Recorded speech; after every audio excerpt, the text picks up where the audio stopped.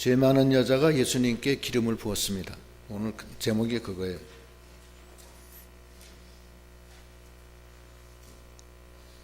그 예수님이 이 세대를 책망합니다. 왜 책망하냐면은 피리를 불어도 춤 안 추고 애곡해도 울지 않는다는 거예요. 그거 한번 읽어보세요. 31절로.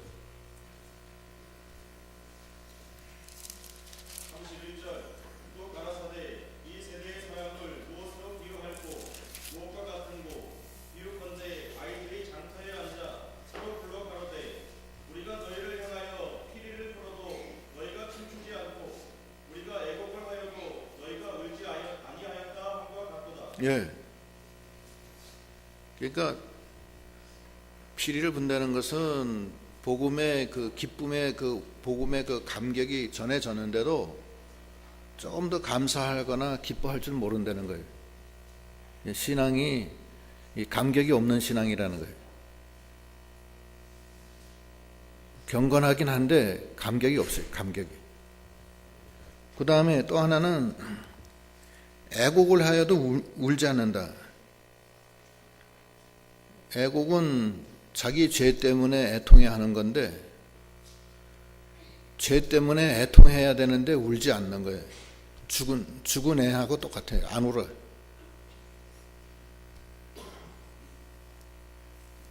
하나님 앞에서는 죄를 회개하고 애통하고 슬퍼하고 자기 죄를 또 복음의 기쁨으로 감사하고 그래야 돼요. 그게 하나님 앞에 바로 된 거예요. 근데 예수님이 그렇지 않기 때문에 책망하시는 겁니다. 33절 읽어보세요. 33절 세례 요한이 와서 떡도 먹지 아니하며 포도주도 마시지 아니하며 너희 말이 귀신이 들렸다 하더니 인자는 와서 먹고 마시매 너희 말이 보라 먹기를 탐하고 포도주를 즐기는 사람이요 세리와 죄인의 친구로다 하니. 예, 비판할 줄만 한다는 거예요. 세례 요한이 와서 떡도 먹지 아니하고 또 포도주도 마시지 아니하면서 책망하면은 회개해야 되는데 회개하지 않는다는 거예요. 그리고 오히려 귀신 들렸다, 귀신이 들렸다 이렇게 비판만 한다는 거예요. 또 예수님이 오면은 먹고 마시고 기뻐해야 되는데 먹고 마시고 기뻐하면 또 거꾸로 포도주를 즐기는 사람이요 세리와 죄인의 친구로다 이렇게 비판한다는 거예요. 그럼 뭐 어떻게 하자는 얘기예요. 책망하면 슬퍼서 자기 죄를 회개해야 되는데 회개하지 않고 오히려 귀신 들렸다 이렇게 얘기하고 또 예수님이 오셔서 기뻐서 이렇게 막 즐거워하면 저 죄인들하고 친구 노릇한다, 먹기를 탐한다 이렇게 비판적으로 한다는 거예요. 예수님과 같이 있으면 기뻐서 전파한다고 그랬어요. 누가복음 5장 34절, 요한복음 3장 29절 읽어보세요. 누가복음 5장 34절, 요한복음 3장 29절. 누가복음 5장 34절 예수께서 저희에게 이르시되 혼인집 손님들이 신랑과 함께 있을 때에 너희가 그 손님으로 금식하게 할 수 있느뇨. 그러나 그날에 이르러 저희가 신랑을 빼앗기리니 그날에는 금식할 것이니라. 예. 그다음 요한복음 3장 29절. 요한복음 3장 29절 신부를 취하는 자는 신랑이나 서서 신랑의 음성을 듣는 친구가 크게 기뻐하나니 나는 이러한 기쁨이 충만하였노라. 예. 예수님을 모시면은 기쁨이 충만하다는 거예요. 그런데 거꾸로 먹기를 탐하고 죄인들하고 기뻐한다 이렇게 비판하는 거예요. 또 세례 요한이 책망하면은 회개 안 하고 거꾸로 귀신 들렸다 이렇게 얘기하고. 그러니까 우리의 믿음을 우리가 돌아봐야 돼. 우리가 이 평강교회에서 오랫동안 신앙생활 했는데 얼만큼 복음으로 기뻐했느냐 생각을 해보세요.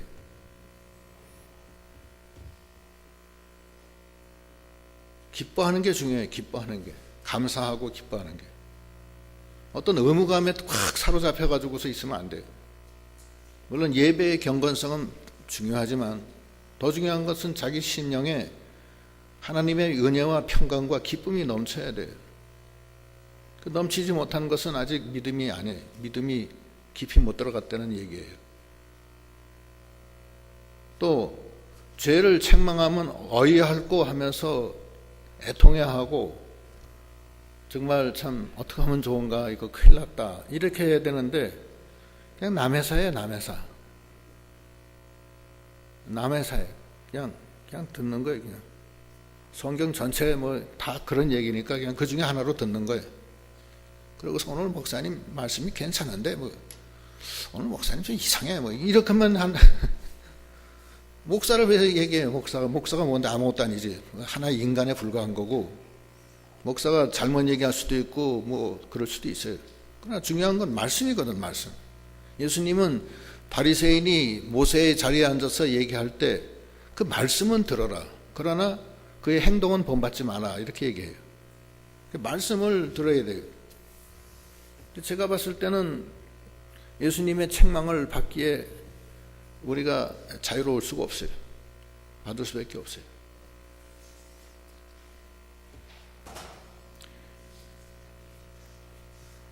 하나님의 나라는 말에 있지 않아요. 고린도전서 4장 20절. 고린도전서 4장 20절. 하나님의 나라는 말에 있지 아니하고 오직 능력에 있음이라. 예, 하나님의 나라는 말에 있지 않아요. 그 속에 하나님의 능력이 얼만큼 나타나느냐, 그 속에 예수님이 얼만큼 역사하시고 생명의 역사로 기뻐하느냐, 그건 거기에 의해서 결정되는 거예요. 그게 우선이에요.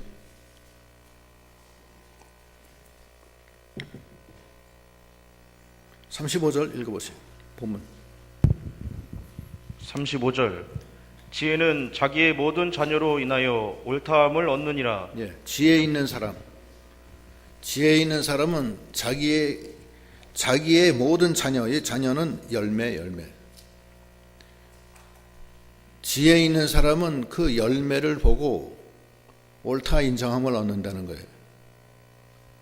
암만 성경 말씀 많이 알면 뭐래요? 감동이 없는데. 그 지식밖에 더 돼요, 그거?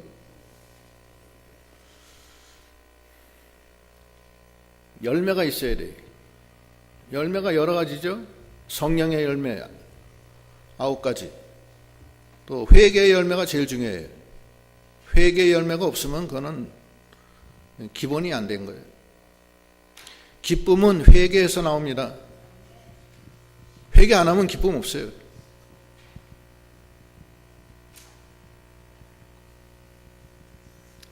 회개해야지 기쁨이 와요. 하나님의 기쁨은 회개할 때 하나님의 위로가 들어오고 기쁨이 들어오는 거예요. 회개 안 하면 기쁨 없어요.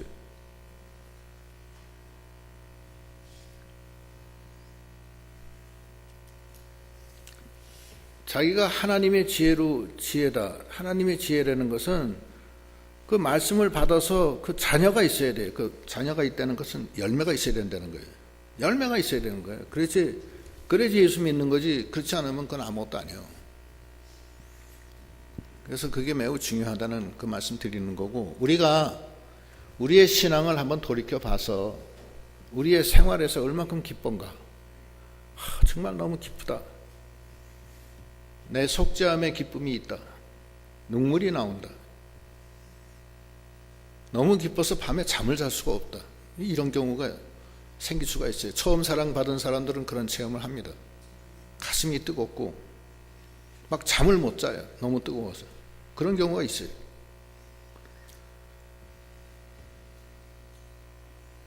그게 없고 맹숭맹숭 해가지고서 무슨 하면 비판하기에 바쁜 거예요. 예?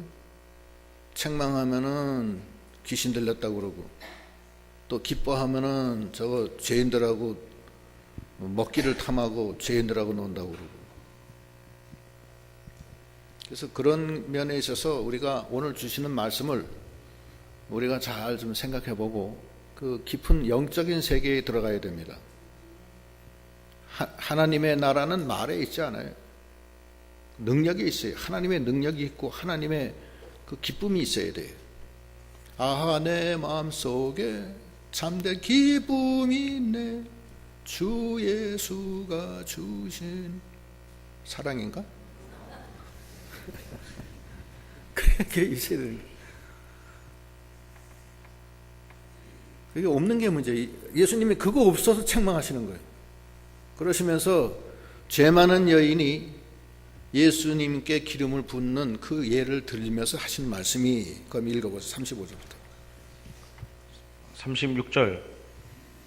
한 바리새인이 예수께 자기와 함께 잡수시기를 청하니 이에 바리새인의 집에 들어가 앉으셨을 때에 그 동네에 죄인인 한 여자가 있어 예수께서 바리새인의 집에 앉으셨음을 알고 향유 담은 옥합을 가지고 와서 예수의 뒤로 그 발 곁에 서서 울며 눈물로 그 발을 적시고 자기 머리털로 씻고 그 발에 입 맞추고 향유를 부으니 예수를 청한 바리새인이 이것을 보고 마음에 이르되 이 사람이 만일 선지자더면 자기를 만지는 이 여자가 누구며 어떠한 자 곧 죄인인 줄을 알았으리라 하거늘 예수께서 대답하여 가라사대 시몬아 내가 네게 이를 말이 있다 하시니 저가 가로되 선생님 말씀하소서. 예, 그 한 바리새인이 예수님을 청했어요.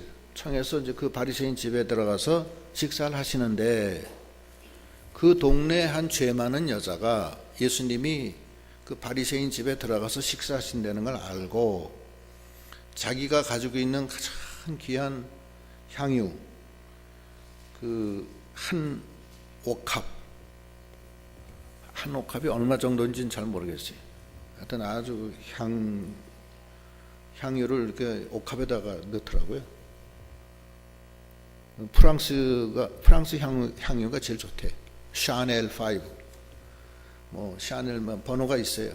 그 번호별로 또 달라요. 쓰는 데가. 근데 그걸 그 향유병에다 넣는데 그 향유가 병마다 그것도 작품이에요. 그게 작품이에요. 그래서 이상한 병으로 만들고 뭐 아주 아름다운 병으로 만들고 색깔도 다 다르고, 그래서 이 향유의 옥합이 그 향유의 그 이 귀한 것을 또 이렇게 반증하는 그렇기도 한다고 그래요. 그 아주 귀한 향유예요. 귀한 향유를 가져와서 예수님의 뒤로 그 발 곁에 서서 감히 예수님을 바라볼 수가 없기 때문에 뒤로 가는 거예요. 예수님을 정면으로는 바라볼 수가 없어요. 나는 예수님 앞에 나갈 수가 없는 자다, 이거예요. 마치 세리가 기도하고 바리새인과 세리의 기도 얘기 아시죠? 바리새인은 성전 앞에 빳빳이 나가서 하나님, 저는 일에 2번씩 금식하고 11조 내고 뭐하고 했습니다. 저 잘했죠? 그는 이렇게 기도하고, 세리는 가까이 가지도 못하고 저 뒤에서 눈물을 흘리면서 주여 이 죄인을 용서하소서 이렇게 했다는 거예요. 세리는 가까이 갈 수가 없는 거예요. 너무 죄가 많아서. 그런데 하나님은 그 세리의 기도를 받으셨다는 거예요. 이거 마찬가지예요. 그 죄 많은 여인이 그 예수님 앞으로 가지도 못하고 뒤에서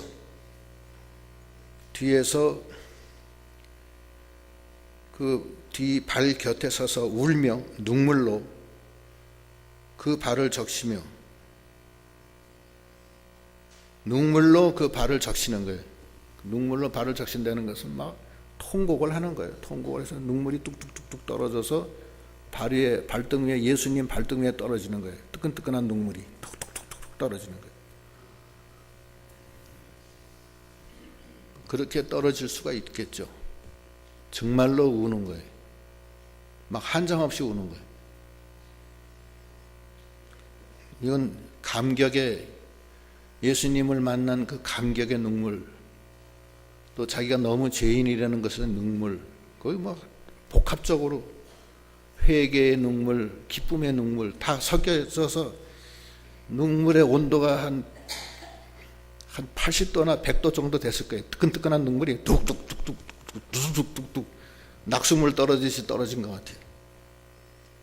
그 여인이 그 발 뒤에서 울며 눈물로 그 발을 적시고, 적신 다음에 자기 머리털로 씻겼다. 머리털로 씻긴 건 헌신이에요. 자기의 가장, 여자는 머리가 가장, 여자는 머리가 제일 중요해. 그 머리털로 씻은 것은 자기를 다 내바친 거예요. 통회하고 감사하고 헌신하는, 그리고 경외하는 거예요. 하나님, 정말 하나님 사랑합니다. 머리털로 씻고 그 발에 입 맞추고 향유를 부었어요. 참, 통회하는 모습이고 감사하는 모습이고 경외하는 모습이고 헌신하는 모습이에요. 그리고 헌물을 드리는 거예요.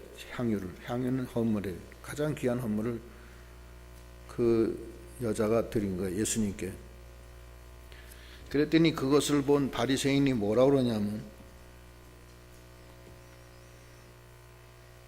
이 39절 다시 읽어보세요. 39절. 예수를 청한 바리새인이 이것을 보고 마음에 이르되 이 사람이 만일 선지자더면 자기를 만지는 이 여자가 누구며 어떠한 자 곧 죄인인 줄을 알았으리라 하거늘. 예.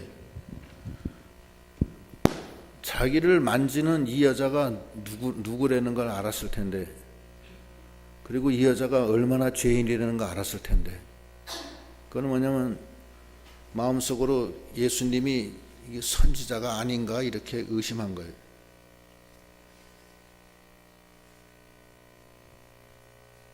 그리고 왜 여자가 자기 발을 만지게 내버려 두냐, 음란하게. 그런 뜻도 있을 것 같고, 이 여인이 죄인인데 죄인으로부터 발을 만지게 한다? 그건 예수님도 더러워지는 거 아니냐, 뭐 이런 생각도 가지고 있을 거예요. 그 바리새인은 도대체 이 여자가 얼마나 지금 속에 기쁨이 넘쳤는지를 모르는 거예요. 저는 영으로서는 도저히 그걸 볼 수가 없는 바리새인이에요. 육신의 눈으로만 보고 세상의 눈으로만 보는 거예요.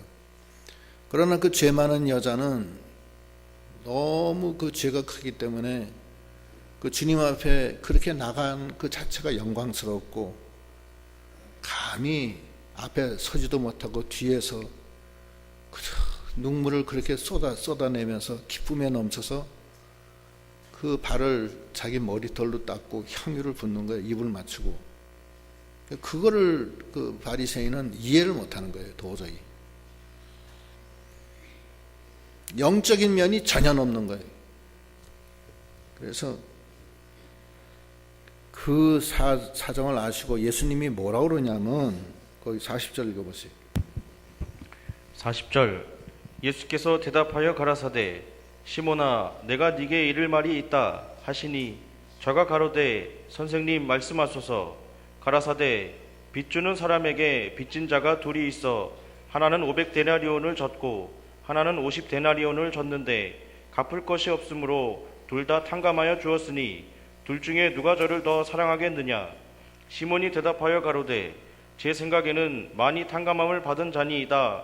가라사대 네 판단이 옳다 하시고 여자를 돌아보시며 시몬에게 이르시되 이 여자를 보느냐. 내가 네 집에 들어오매 너는 내게 발 씻을 물도 주지 아니하였으되 이 여자는 눈물로 내 발을 적시고 그 머리털로 씻었으며 너는 내게 입 맞추지 아니하였으되 저는 내가 들어올 때로부터 내 발에 입 맞추기를 그치지 아니하였으며 너는 내 머리에 감람유도 붓지 아니하였으되 저는 향유를 내 발에 부었느니라. 이러므로 내가 네게 말하노니 저의 많은 죄가 사하여졌도다. 이는 저의 사랑함이 많음이라. 사함을 받은 일이 적은 자는 적게 사랑하느니라. 예. 그 예수님이 이 여자는 죄사함을 많이 받았다. 이 여자는 자기가 가지고 있는 그 500데나리온의 그 죄를 탕감받은 것처럼 그렇게 확 다 풀었다. 너는 죄가 많은, 너도 죄가 많지만 너는 50데나리온밖에 죄 탕감받지 못했다. 그래서 너는 감격도 없고 감사함도 없고 애통함도 없다. 그러니까 그 눈물의 회개가 그 바리새인한테는 없었던 거예요. 한마디로 얘기해서.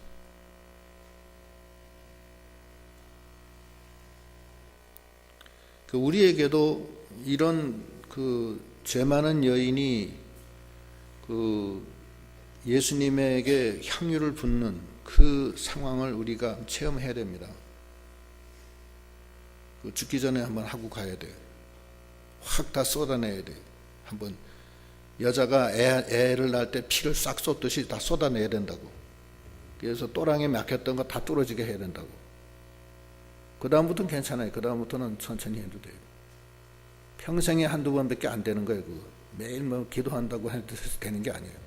그건 진짜 기도예요.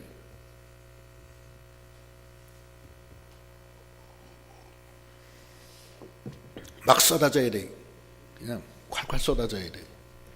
몇 시간을 쏟아내도 끝이지 않는 그런 눈물을 흘려요.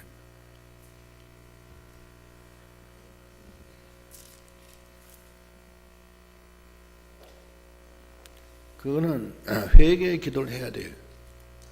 회개의 기도를 안 하면 안 됩니다. 안 돼.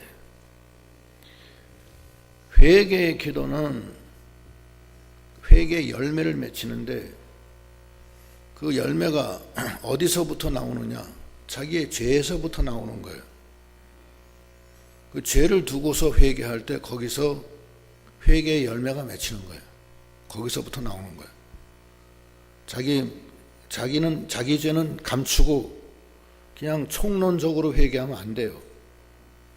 야, 저의 죄를 용서하여 주시옵소서. 그러면 안 돼요. 무슨 죄? 무슨 죄다 나는? 그 죄를 얘기하라고 해요. 남편 5개 다 가져와라 이거야. 다 싹 다. 네 속에 있는 남편들. 네 남편 다 가져와라. 그게 중요한 거예요. 그게 그 평양 산정원 교회의 대각성 운동하고 똑같은 거예요. 장로 보려고 회개하랬더니만 장로가 나와서 울면서 내가 돈 떼어먹었습니다. 그 회개를 하는 거예요. 다 내가 돈 떼어먹었다고 회개했어요. 막 다 울었어요. 그러니까 뭐 어떤 여자 나와서 내가 음행했어요. 막 그거 싹 다 그냥 울음바다가 되는 거예요. 그래야지 회개가 되지. 그 사람은 어떻게 회개가 되겠어요? 회개는 자기의 죄를 밑거름으로 해서 회개의 열매가 맺히는 겁니다. 그러면 자기 영혼이 그 죄를 통해서 회개가 돼서 자기 영혼이 자라나는 거예요. 회개가 안 되면 예수님하고 관련이 없어요. 너와 나 사이에 죄가 가로막혀 있다. 그거 안 되는 거예요. 그냥 자기 상상으로 또는 지식적으로 예수하고 교통하는 거지 자기의 그 영적인 심령 깊은 데서 예수와 연결되는 게 아니라는 거예요.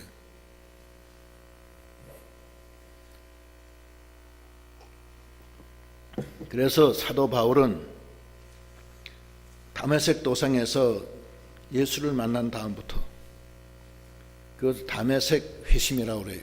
다메섹 회심이 있은 다음부터 그 회개를 하기 시작해요. 베드로는 예수님을 3번 부인 다음부터 대성통곡을 하면서 회개해요.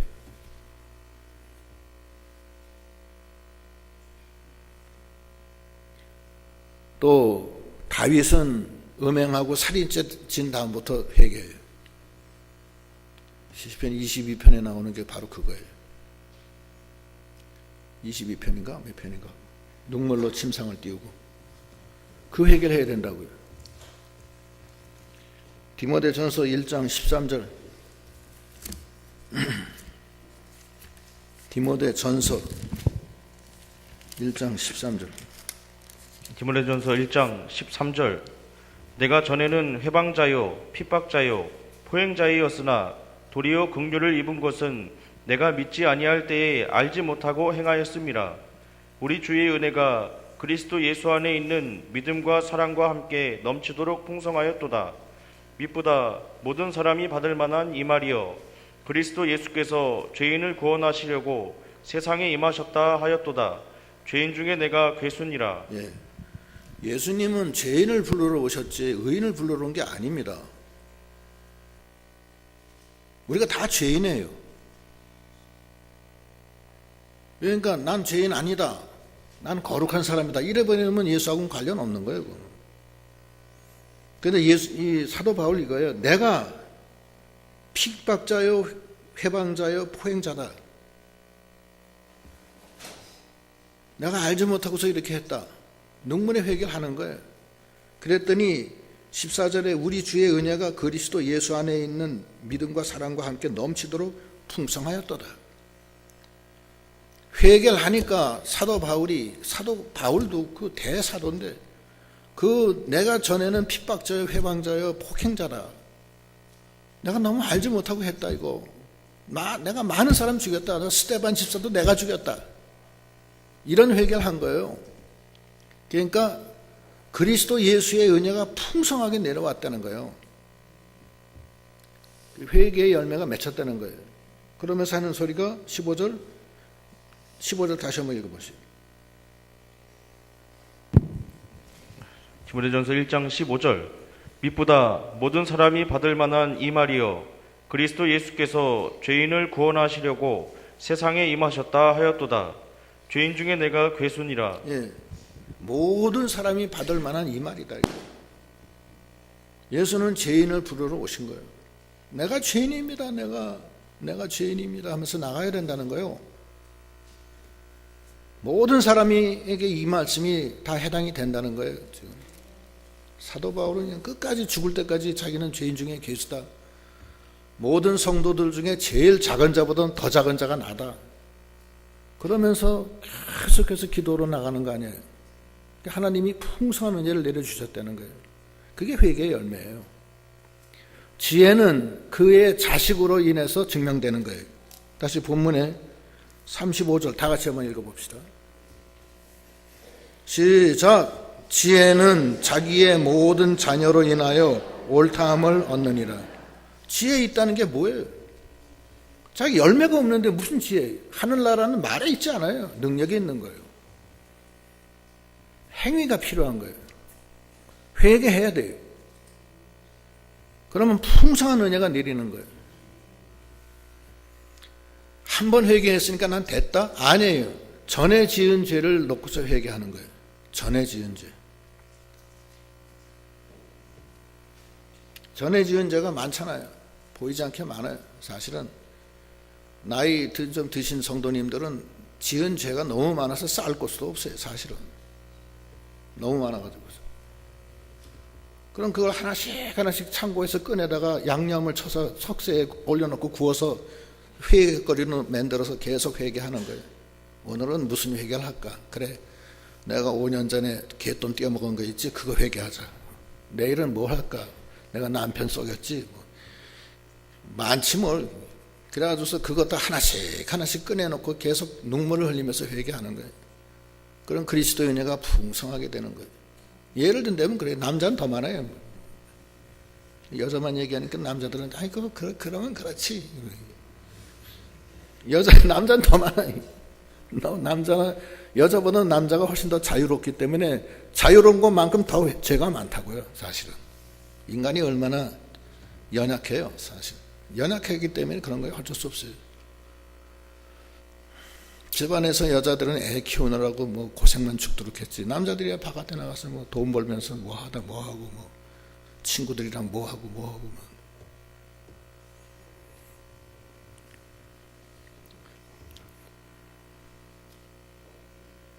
회개거리가 많다는 얘기를 하는 거예요. 제가 뭐 다른 얘기하는 거예요. 농담한 것도 아니고 회개거리가 많다는 게 구체적으로 하는 거예요. 구체적으로 남편 5 다 꺼내라는 거예요. 예수님이 그랬잖아요. 네 남편 데려오라고 그러잖아요. 생수를 먹으려면은 남편 데려와라. 그 뭐냐면 예수님이 네 남편이 있는 한은 내가 생수 못 준다는 뜻이에요. 생명의 역사, 기쁨의 역사, 그 눈물, 이것이 회개 속에서 다 일어나는 거예요. 그 사죄의 기쁨에.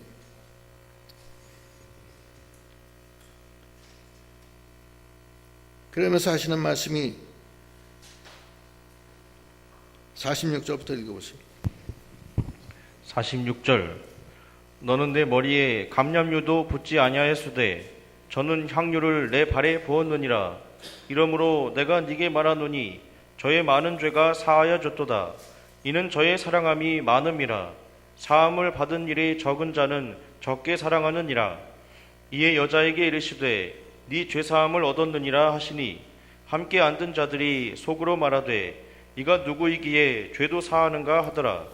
예수께서 여자에게 이르시되 네 믿음이 너를 구원하였으니 평안히 가라 하시니라. 네 믿음이 너를 구원했다.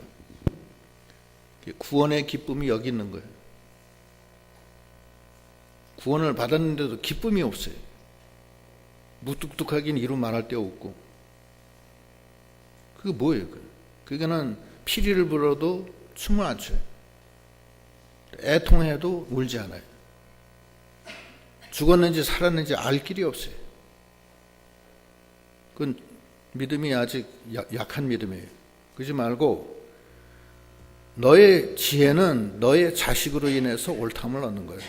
너의 지혜는 35절 다 같이 한번 더 읽읍시다. 시작. 지혜는 자기의 모든 자녀로 인하여 옳다함을 얻느니라. 자기 속에 자녀가 있어야 돼.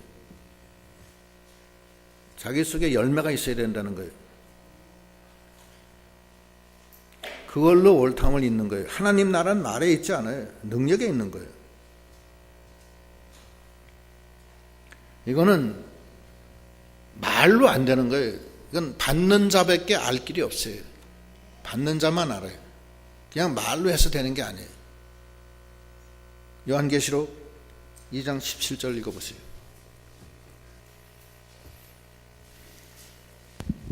요한계시록 2장 17절 귀 있는 자는 성령이 교회들에게 하시는 말씀을 들을지어다. 이기는 그에게는 내가 감추었던 만나를 주고 또 흰 돌을 줄 터인데 그 돌 위에 새 이름을 기록한 것이 있나니 받는 자 밖에는 그 이름을 알 사람이 없느니라. 받는 자만 알아요. 받는 자.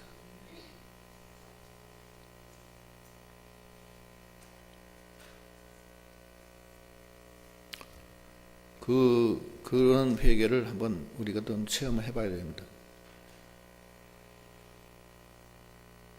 이병규 목사님도 평생에 그런 회개를 많이 못 해봤어요. 그거 안 돼요. 그런 회개가 안 되는데 아주 옛날에 깊은 회개를 했는데 그 회개로 오늘날도 내가 그 회개로 산다고 그러더라고요. 그렇게 말씀하신 적이 있어요.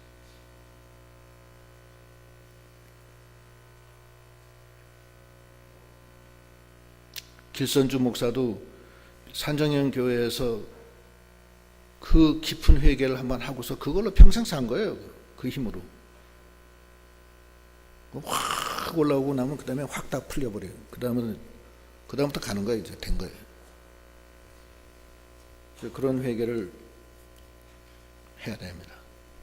그래서 그 죄 많은 여인이 예수께 그 기름을 부은 것은 굉장한 사건이고 그 한 여인에게는, 근데 사실은 그 여인이 바로 우리입니다. 우리가 죄 많은 여인이에요. 그런데 우리가 그런 회개를 해야 된다는 거예요. 그렇게 해서 지혜는 자기의 자녀로 옳다함을 얻는 거예요. 그게 옳은 거예요. 하나님의 나라는 말에 있지 않고 능력이 있는 거예요.